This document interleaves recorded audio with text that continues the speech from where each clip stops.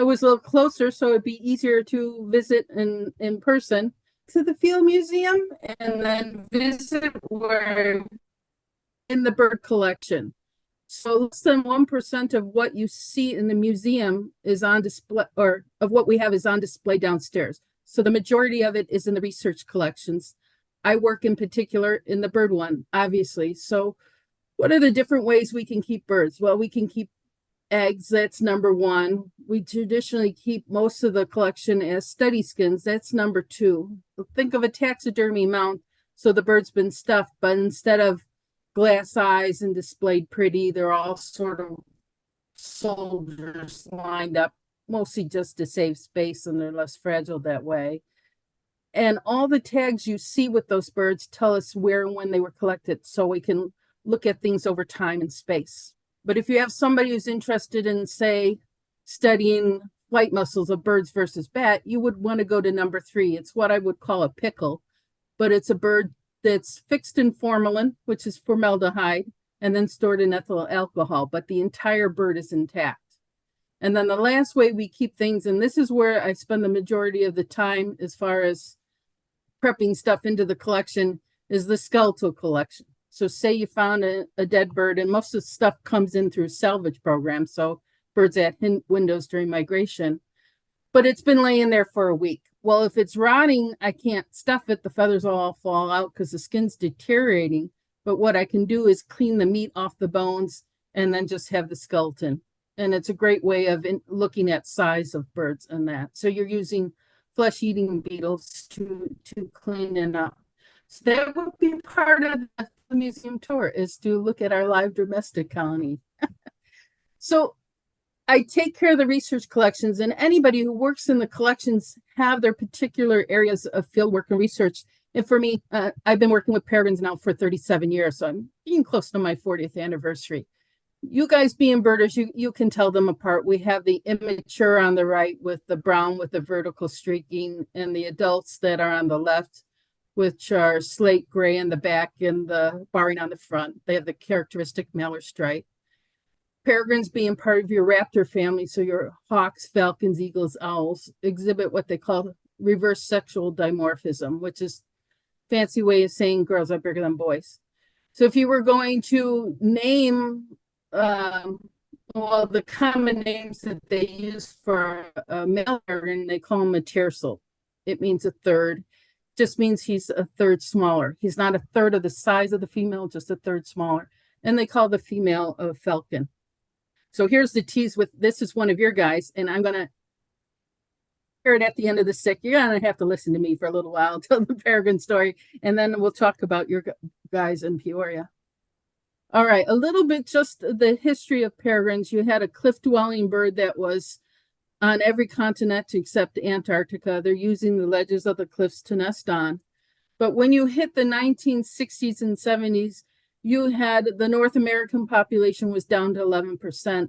They were declining worldwide. How did scientists figure out what was going on with the absence of all these birds? And this ties into my regular job, is the older natural history collections were key to understanding what was going on. So where you still had birds trying to nest and failing, you collected those shell fragments. Kane looked at our eggs from the 1800s and said, wait a minute, why are these fragments so much thinner? And now we know it has to do with DDT. It was inhibiting calcium production in the female. So without the calcium, the shell is too thin. It's the weight of the adults crushing it. So how do we go about solving that problem? Well, where you had birds still trying to nest, like in the western part of the U.S., you could rappel down to the eyrie, which is just the fancy way of saying a cliff nest. But you can rappel down there, put out fake eggs, so the parents stay nesting, take the real ones into an incubator, hatch them safely, make sure you don't imprint the birds on people. That's the puppet use. And then when they're about 10 days old, go back to that site and put the chicks out, and the parents will raise them fine. But what do we do in the area where we had none, in the Midwest and Eastern part of the U.S.? And it turned out that you can breed these birds in captivity, and they can learn how to fly and hunt without an adult showing them how to do it. And it was falcons that had the source of the birds in captivity that we then started breeding to release them in the wild. Key at this time period is this is when the Endangered Species Act was first created, and that which led into a lot of support and extra level of protection for the birds. It started in the eastern part of the U.S. The Peregrine Fund was at Cornell at that time. Somewhere around the 80s, the Midwest got into releasing, and they used a process called hacking. So Illinois started in 86 with the first set of birds, and it was the Raptor Center in Minnesota that did the coordinating between the breeders, and then would just ship us about 5 birds at a time, right before the age of when they're ready to fledge. Before I get off this slide, if you look at the picture on the left, you see a bird sitting on top of the box. See the white box on the roof next to it? That's a delayed feeder. So I could put food in the quail in there, close the lid, slide out the bottom, and there's a hole in the roof, and then it rains food. It was a way of being able to feed them without them seeing me as a food source. So a way to think of this hack site is like a nest site, but where we're being the parents, but quietly and out of the scene where they don't see us helping them along. And they'll do that whole learning how to fly and hunt. So here's a quick shot of it. So we got them. The ones in the picture are near to 40 days old. See, there's a little down left on their head and that. They're in the box and the door is closed at the beginning, so they get used to feeding in there and they get over the trauma of being handled and traveling in the pet carrier, and that stuff. There were holes in the box so we could watch their behavior to make sure they were eating, they were feeding. And the bottom left picture, there's a trap door in the back. So when it comes time to open that front, I don't want to scare them all out. So we would hide them in that hidey hole. You take them out one at a time, and we use the little non-toxic spray paint to put a mark on rather than trying to read their bands. That just made for easy identification so we could track them. I'd put out a couple days food for them. Everybody's in the trap door. You go down, you're sitting with your scope, you pop the door open, and they're essentially released.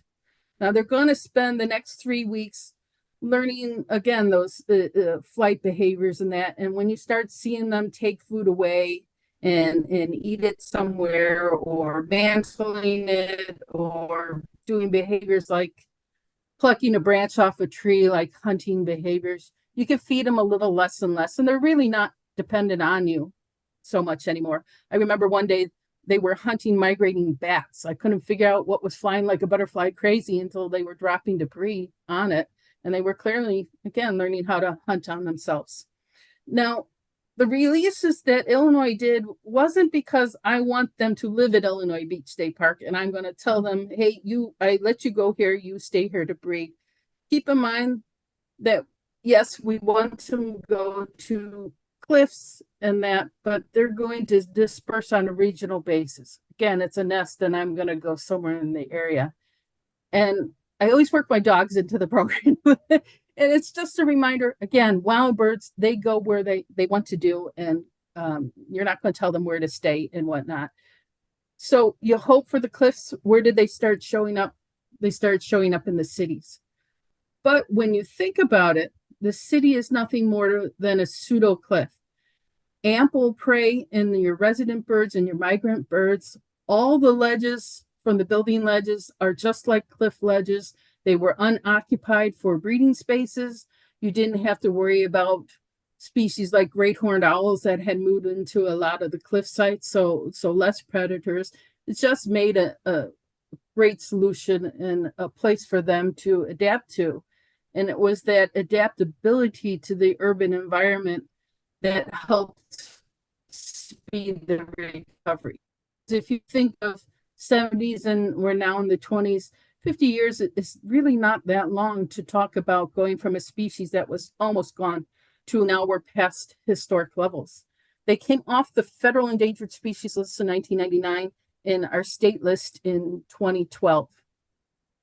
Now, in Illinois from 1951 to 1987, no breeders.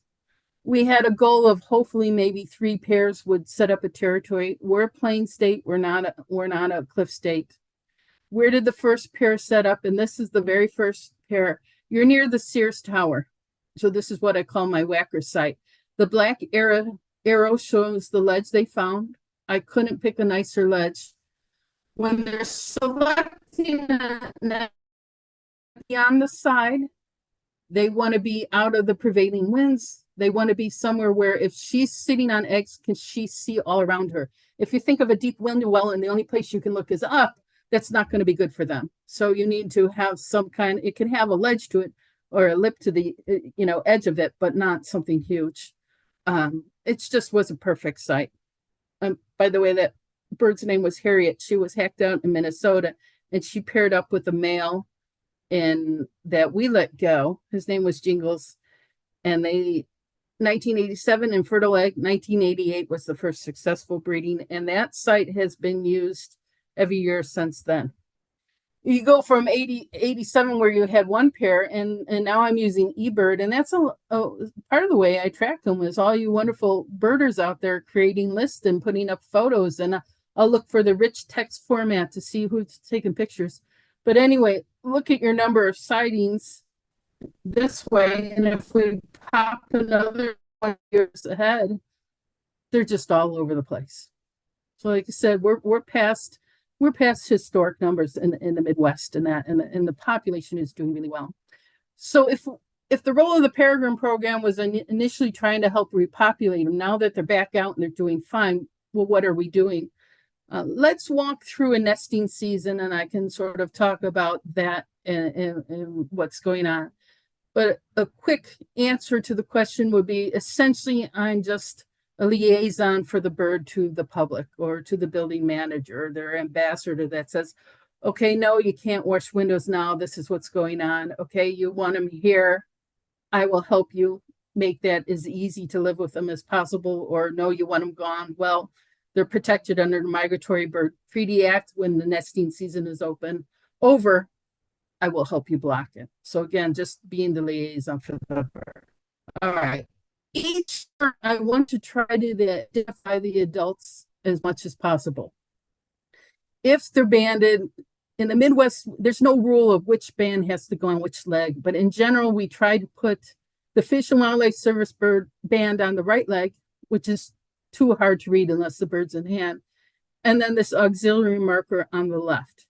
There can be letters, there can be numbers, they can be arranged vertically, they can be arranged horizontally. So if I was looking at the bird in the picture and his name was Etienne, I would call that a black over black band and a 7 over a 6 and write it upright. If it was horizontal orientated, I would put an asterisk before the number 6. We currently use a lot of black over blue bands now too. So keep that color combo in it. And I'm pointing this out a lot because you guys got homework at the end of this program. But I get, and during courtship, and we're talking February, March, a lot of activity, and it's all you guys seeing them and hearing all these peregrines on this building. Here's a picture. Are they there? Confirm it's a peregrine. And I'm like, wow, that's great. You found it. Great picture. Very dramatic. But if you want me to get excited over a picture, you can send me this. And it's the bands. Again, through those bands, because they're unique to the individual, I can look at dispersal. I could look at longevity. I know who's moved where from when.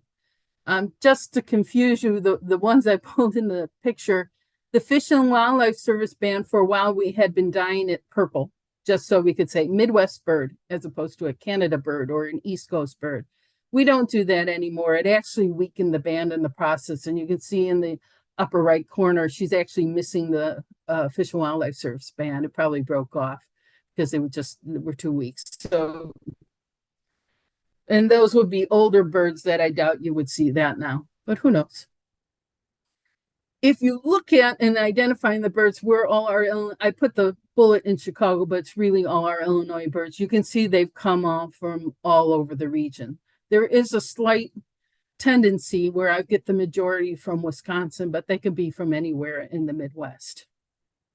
So February, March, courtship, there's a population being as well as it is. There's a healthy floater population that birds that aren't attached to a territory. And so this is when they're going to come in and try to take it over from during courtship up to when you can see there's actually eggs in this picture, beginning of egg laying, that these floater birds might come in and take over a territory. Typically, peregrines start breeding at 2 years old. They can live up to 20 years old captivity.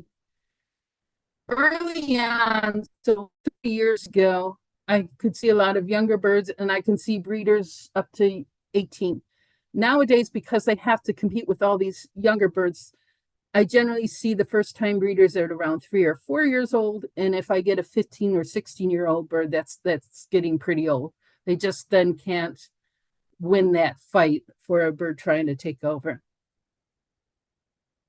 All right, so courtship would involve, vocalization, part of making the scrape. You can get food exchanges. The male will bring in food to the ledge to court. There's all different kinds of vocalization going on. And then the obvious shenanigans in the lower left corner. By the time you hit second week in March now, I'm going to see the first of the eggs. 30 years ago, it was the beginning of April. I've seen a definite shift to an earlier nesting time period. Their nest is called a scrape, so it's just a slight depression in whatever substrate's on the ledge. In this case, it's gravel. This is your back on the whacker ledge on this picture. They lay one egg every 24 to 48 hours, but they don't start incubating until the clutch is nearly complete. So with your typical clutch of 4, it's generally around the 3rd egg. Both males and females will take turns during the incubation, and they do it pretty evenly. Because you're starting in the beginning of March, in the 37 years, I've had 2 years where it hasn't snowed after peregrines lay eggs. So I always judge when the last snowstorm is coming. But if we haven't seen eggs yet, I know there's still a couple more snows left. The beauty of webcams is it allows the public to be able to watch this in the nesting up close, but you can generate a lot of concern if you just looked at this image without any explanation with it. See, the female is the one sitting by the window on the left. That's how we actually access that for banding. You're in Rockford here, by the way. I can lift that window up. So we got a lot of feedback to this post saying, why aren't you moving the snow? Why aren't you doing that? Well, snow is has a very insulating effect. So it can be blocking the wind, the fact that it's behind it. I can do more trouble by opening the window, scaring the adult, knock down over the eggs if they don't step on the eggs. Whereas right now, they're high and dry and warm underneath the adult. So as hard as that is to look at sometime, you need to take a step back and let nature go. She actually, after he got off, she went back down and she laid a 5th egg in that snowstorm. Are there times where you'd really want to interfere? Sure. Here was one of them. And to me, this is the saddest peregrine picture I've ever seen. Unfortunately, when I described what peregrines like in a ledge, a gutter fits that side of the building, out of the wind, not too deep. This was one where a window, there was just no way to access that gutter. And we had heavy rain for 2 days and it wasn't a functioning gutter. Usually if it's a functioning gutter and it's eggs, she can roll them to the dry spot or keep rolling them to keep warm as long as water isn't accumulating. I would be more afraid of a storm with a chick there, because if the chick is just, she's keeping it warm from above, but it's just sitting in the slightest bit of water, it could be freezing itself and you lose them this way. As sad as this was, obviously this nest failed. She did re-nest on another building and fledged young successfully that year. All right, they've been sitting on the eggs for a month, and we're at the end of April, some beginning of May, think of Mother's Day. Because they delayed that incubation, you get synchronous hatching, where they generally hatch within a day or so of each other. Behavior of the adults is different. You see defensiveness during courtship, and then it goes quiet during incubation. Female on those eggs approach. The male tends to get off and let her come in. She's the bigger bird. She's the defender of the nest. But once you get young in the nest, you can get a lot of aggressive activity in that. As for brooding, the female does most of it. If you look at the two together, and in brooding is because the young can't thermoregulate, so she needs to keep them warm, or in the case of the right, she needs to shade them so they're not getting too hot. But if I said peregrines breed at 2, what's wrong with the picture on the left? It's in immature plumage. This is an illustration of back 30 years ago. I had a lot of young 1-year-olds breeding because you had all these territories that weren't occupied that they're just establishing, and they didn't have the competition for it. Now with the population up, you generally just don't see that too much anymore. By the time, as far as molt time goes, by the time those young fled, she was looking like an adult. Here's what I mean with that aggressive level going up. I know you guys being birder, you've been out birding. I bet a bunch of you have been popped in the head by a red-winged blackbird. Peregrines do the same thing. They're rolling their foot in a fist, and as they fly past you, they're dropping their foot and smacking you with their knuckles, just wrapping you across the head. In the case of the peregrine, they can take that back claw and drag it, so your front toes are curled, they smack and then scrape. This is also time buried, usually when I get the calls from the engineer and I find new sites because they had to go work on air conditioning unit, and suddenly this is what's coming at them. The male, once they have chicks, the chicks does a lot of extra hunting, and they will cache food. So hunt a little extra and hide it somewhere. I like this. You're in the Uptown Theater area in Chicago, and he's tucking that red-winged blackbird into an empty brick space in the theater. Here's the perfect banding age. They're 21, 24 days old. Physically, those chicks are as big as they're going to get. So I don't have to worry that the leg is going to outgrow the band, but they don't have the flight feathers in yet. You could just see them emerging, that little brown. So I don't have to worry about prematurely fledging.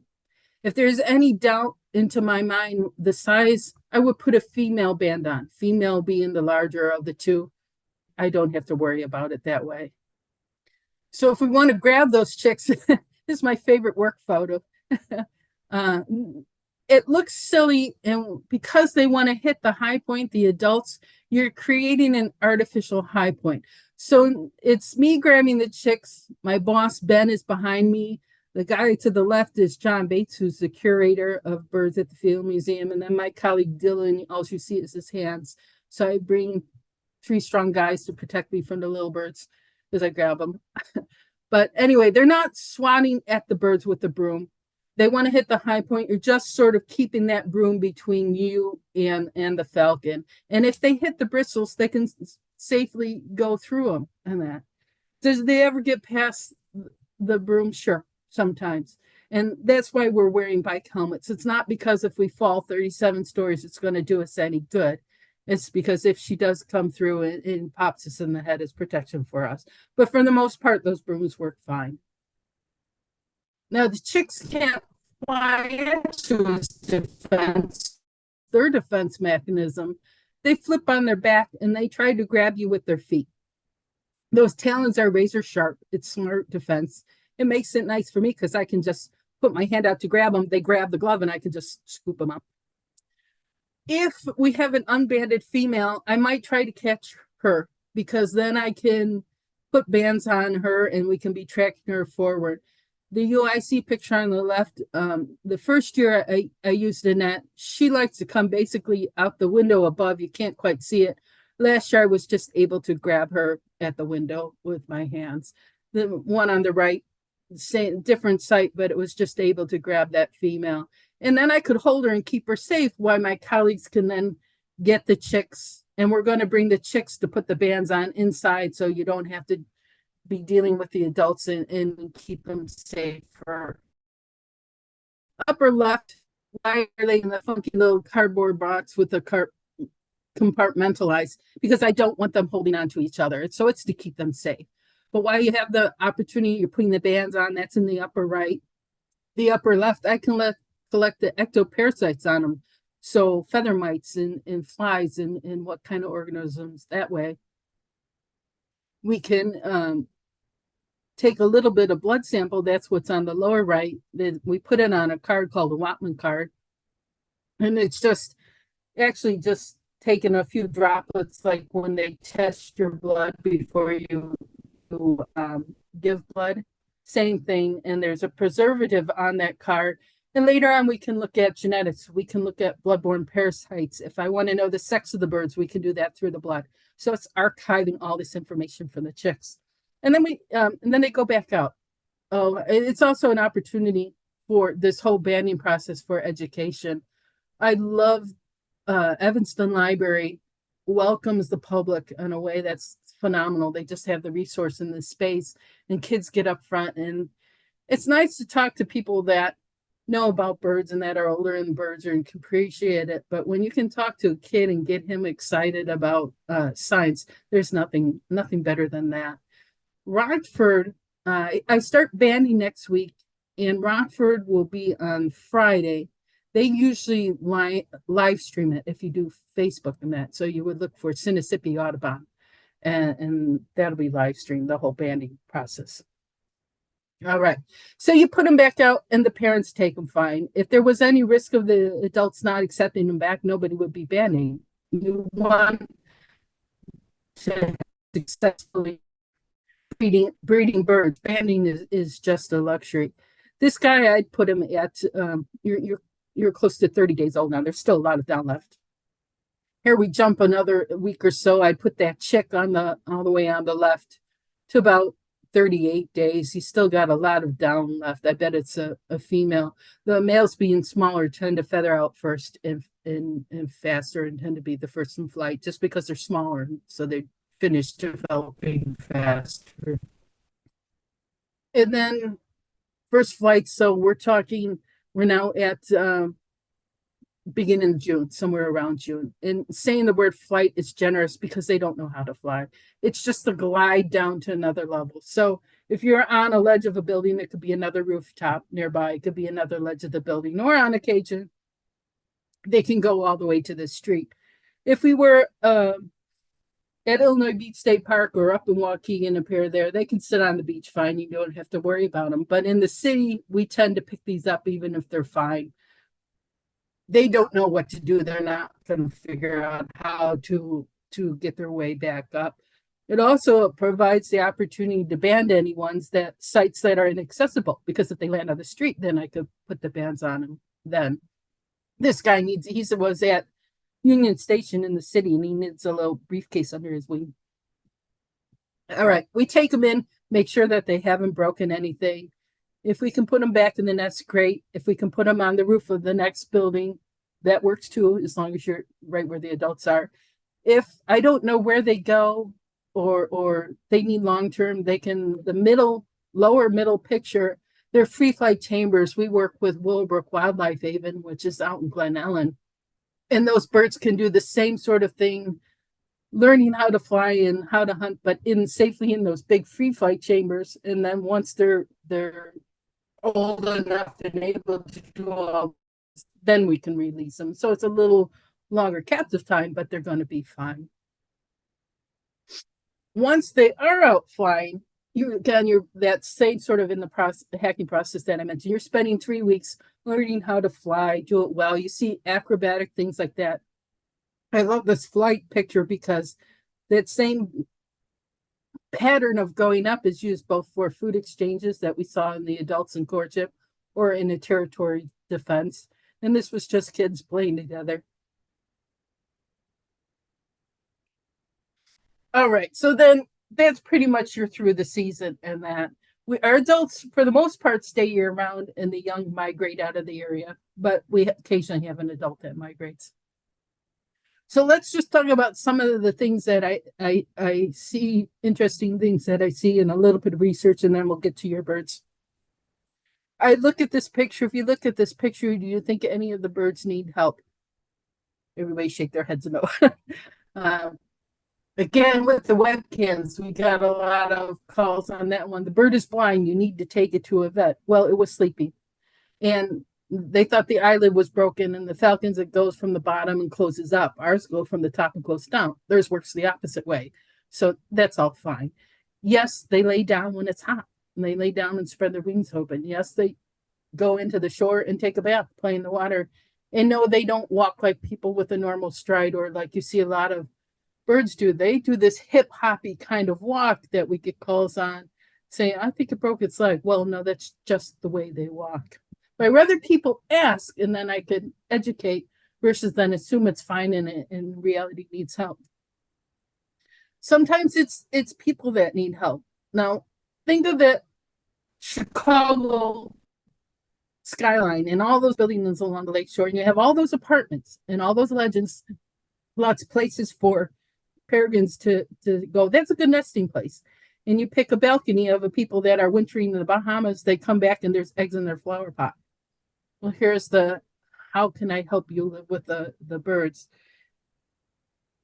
Yes, for a while, they'll stay in that flower pot and things look fine. But as the chicks age and they get out, you end up with this kind of mess. So what we can do to help people out, instead of having to live with this and clean up this, we can tarp them.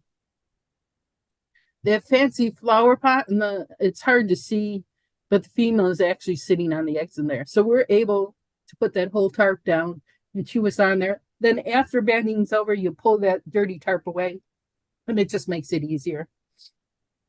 Interesting weird things we've seen. Occasionally, I've seen this once in Illinois, and this is a picture of an Indiana nest box. If you're busily counting the eggs, there's 21 eggs there. It's called excessive egg laying. That there's usually a hormonal balance in the female. What happened with the Illinois pair is she had a mate and laid the first couple eggs like she normally would, but then he died. And because she didn't have the cues that you would normally have to start incubating them, she just stayed in the egg laying process and just kept laying eggs. Now she stopped at 14. This one had 21 eggs. So crazy things. We will collect those eggs. We'll collect the adult eggs. And in prepping an egg for the egg collection, just like blowing out an egg at Easter, like we used to as kids, you need to get the insides out because they will rot. So I drill a little hole in that tool that's just that long metal tube in the center picture. It's a means of blowing air into the egg and all the insides come out around it. But I was noticing a higher rate of what I expected with finding embryos. I generally think of 6 to 7%, but right now I'm finding it at a rate of 25%, which seems unusually high. So I don't know the answers to this, but some of the things, the way we're trying to look at what might be causing it. We're doing the standard measurements that you would normally do, weighing the eggs and measuring the eggs. You guys might know Josh Engel, being Red Hill birding, great birder for our state. Here's a modern way of doing shell thickness. Now there's formulas you can use using weight to measure the eggs, but it's sitting on a pedestal, and that black part of the pedestal is a magnet. Put a tiny little ball bearing in the hole in the egg, and the computer is measuring the distance between the ball bearing and the magnet. So I can not only, get a general, if I use the formula, I get a general shell thickness across the way.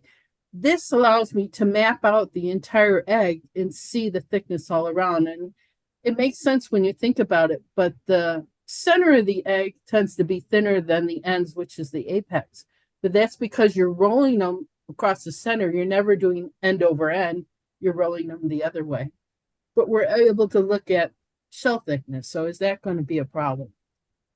I have there's a researcher at the Field Museum this week, and he's working with me now on this. He's using a little X-ray gun to record heavy metals in the shells.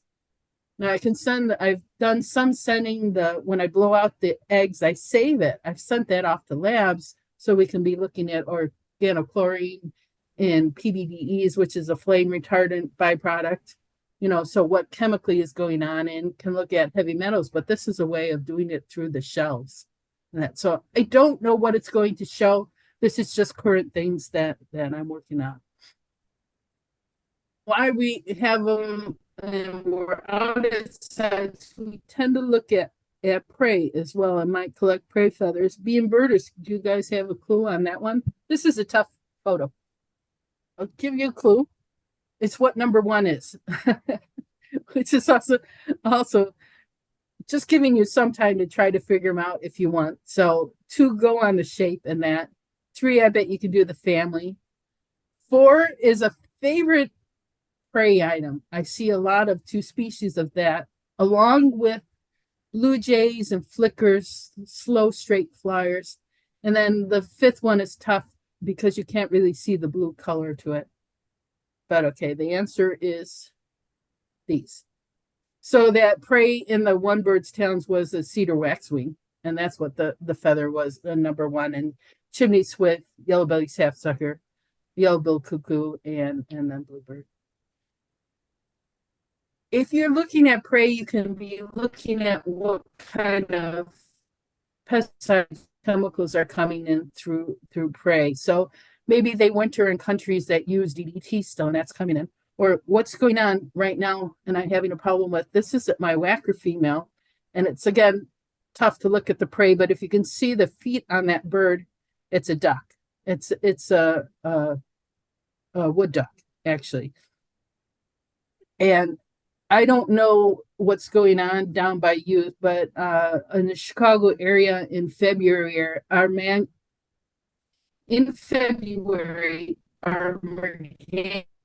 population was hit hard by bird flu. The Midwest peregrines in general are getting hit hard by bird flu at the moment. I've lost 4 birds that we suspect to that. 2 were symptomatic. A couple are being out at the test labs for testing, and I haven't heard back. I have a number of sites where it's just a different adult. So what happened to the other one? Did it get sick and die? Or why is the percentage of seeing a new bird? Normally you might see 1 at one site a year, but why am I seeing 6 out of 12? It's just the rate is too high. And I have a number of sites that are empty. Where water comes into the city of Chicago, it starts at these cribs that are 2 miles out in Lake Michigan. And think of it, just a little concrete island out in Lake Michigan. Well, I've coupled those cribs that the peregrines have been nesting on for years. Those are totally empty. And the water department folks have told me that they just saw a high number of dead ducks and gulls beyond what they normally see. So I suspect the ducks were lost from bird flu, and then the gulls fed on the ducks, and peregrines are just gone. But Indiana's hit the same problem. So is Wisconsin. It's just sort of all over. So that's a concern for me this year. I don't know what's going on. We don't know. We'll be as cautious as we can, as far as banding goes and everything. We're talking about healthy birds, but we'll still try to do what we can. Only go to one site a day, so we don't try to cross-contaminate between sites. You wear your mask, your gloves, that sort of thing. All right, let's go to your guys' birds. So in 2023, I was able to come down and band in 2022 and 2023. And this is your Chase building down on Hamilton, downtown. I know it sometime in the past, there was some records of them breeding on the I-50, 150 bridge. That's right there, right? I believe. The Raptor Resource Project in Minnesota was working with a local falconer in your area, and they're the ones that put the box up on the roof. And so they banded there for a number of years. And then when COVID hit and the Raptor Resource Project wouldn't come down, they reached out to me, and that's when I started trying to track the Peoria birds. So with my colleagues, we were able to figure out your guys in 2023. They were both from Minnesota. They both have different color bands. I don't really want to say what they are because this is the challenge in the homework I mentioned at the beginning. We have a bunch of sites that are inaccessible. And my understanding of that building that they're on now is that it's closed to any people because of safety regulations. So until the owners fix the problem, nobody's going to be allowed back in the building. If you ever hear different, let me know, and then I'll try to pursue, if we could get access to that box, it'd be great to band them again. And so I know, so 16, 18, 21 was a Raptor one. I did the 4 and the 3 the couple years. We'd love to get back. This is a view of the box from the roof. It's an open front box, so it has that stick that goes out. So you guys know this better than me, I'm sure, from watching it, that they might be on the outside, they might be at the front. Things to cue on when you're watching from the street and that, and I'll go to my Waukegan. This is my Waukegan box. It's no longer accessible. Even if I can't see plumage and say that was dark, and there's two birds in the photo, if I'm seeing three and they're all getting along and it's at this time period, I could say, well, at least they have at least one young. If I can see field marks and I look at the one at the front and knows that it's brown and it's got a lot of the down, and I could identify a juvenile that way, then you could count juveniles that way. You can go through the season by going, we're late into the season now, but if you had during courtship seen two, and then you go down to in April during incubation, you're only seeing one, and then we hit somewhere in mid-May, you're suddenly seeing both the ducks out again. Maybe they were on eggs and they hatched, so try to cue on, are they flying any prey in? So when you see them going to the box or landing, is there anything in their talons? If they got something in their talons and they hop in out of sight or back out of sight, maybe they're feeding chick.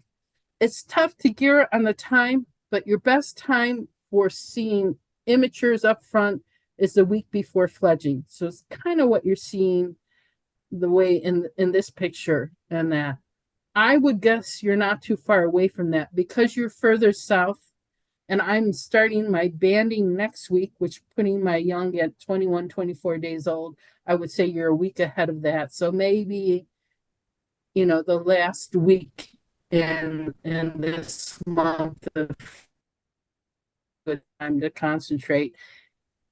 If you see nothing in there, look at the surrounding rooftops or other edges to that building. Because that big roof is open, they could easily get out, swing around, and end up down, and they could be anywhere on neighboring buildings or something like that. They stick very close with the adults for the first week, and then you got about 3 weeks, and then they're just doing that flying well and hunting out. And just your sightings anywhere at that time period, are you seeing unbanded immatures out with adults? But that's sort of the homework. So that's sort of that. I'm going to leave the last screen, this one, up, just because then that's how you could, if you want to get to some of the webcams like that Rockford one, if you go to my website on Squarespace, there's links to the webcams. If you're out birding in the state and you see peregrines and you wonder if I know about it, it's during breeding season. Again, on the website under seasonal activities, I have a current territorial map, and the locations might be slightly off because you guys know where your birds are and the building's not accessible. I didn't mind mentioning it. Usually I would just call them Peoria, and the bullet might be in the, river right next door or something like that. So they're slightly off. But the Google map that I have on that website will tell you it and that. And then we regularly post on Facebook if you want to see what's been hatching and that. You can just scroll back through posts. So I think that's it for me.